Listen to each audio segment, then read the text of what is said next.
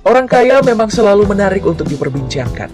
Setelah beberapa orang kaya masuk bui karena dugaan penipuan, sebagian dari mereka pamer harta dengan alasan pencapaian. Sebagian norak beli mobil ini itu dan diunggah di medsos. Sebagian malah saling serang dan saling tuding. Sebagian lainnya menikmati harta secara diam-diam dan slow wae.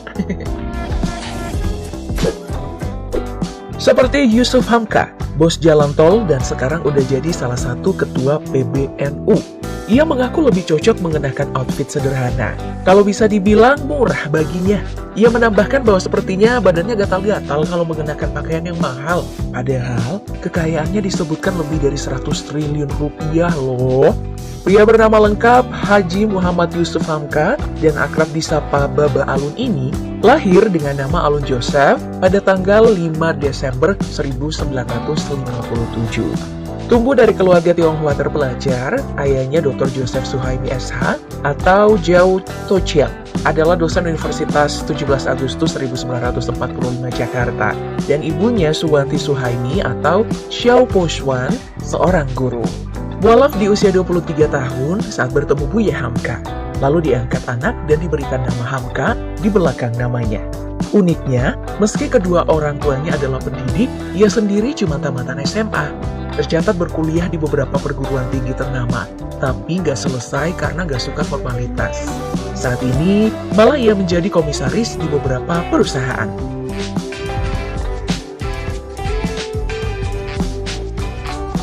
Tidak ada ijazah, ia mencapai jabatan itu melalui pergaulan. Tahun 1986, ia menjadi supir traktor pembuat jalan di Kalimantan Timur dengan pendapatan 750.000 per bulan. Setelah itu, ia mulai bergaul kemana-mana.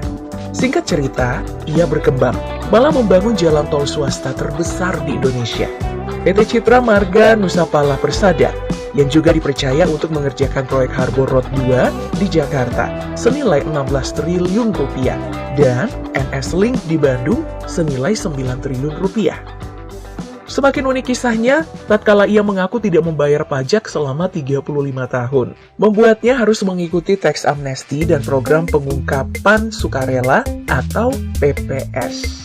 Program bagi konglomerat yang menurutnya lebih adil, dan setelah itu ia membayar pajak yang semestinya ia bayar. Pernah memiliki supercar layaknya orang kaya lainnya, tapi sebagian udah dijualnya. Sekarang hanya memiliki deretan mobil.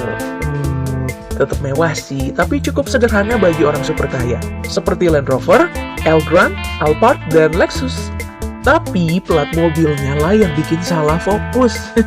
Lucu-lucu loh, dari B1RU sampai B3 RAK.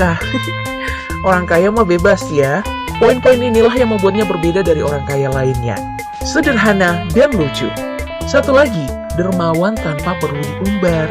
Seperti membangun Masjid Babah Alun di sekitar Tol Depok Antasari. Program nasi kuning pojok halal yang sudah berjalan selama 2,5 tahun. Yang seporsinya dijual Rp3.000. Menjual sembako yang bernilai Rp25.000 dengan harga Rp5.000. Dan baru di masa pandemi lah, pria ini disebut dermawan. Setelah memberikan 10 hektar tanahnya sebagai lokasi pemakaman jenazah COVID-19.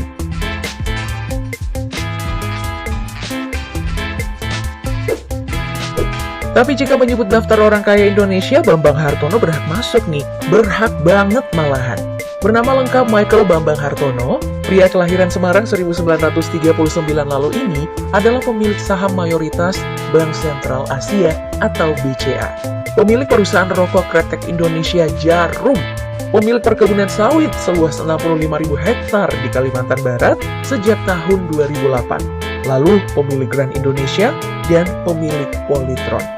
Sultan-sultan seleb itu semua hanya seujung kuku kekayaannya. Tapi jika mau membandingkan kekayaannya dengan orang kaya lainnya, maka Forbes bisa memberikan kamu gambaran.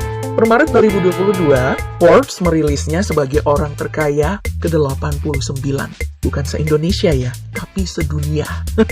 Dengan total kekayaan mencapai 19,7 miliar dolar. Ya, jika dirupiahkan sekitar 282 triliun rupiah. Cukuplah ya untuk beli bakso segerobak. Masih dari Forbes di Indonesia, Pak Bambang ini adalah orang terkaya nomor 1 bersama saudaranya Budi Hartono. Nah, udah bisa kan membayangkan sultan-sultan di TV itu gimana gak ada apa-apanya?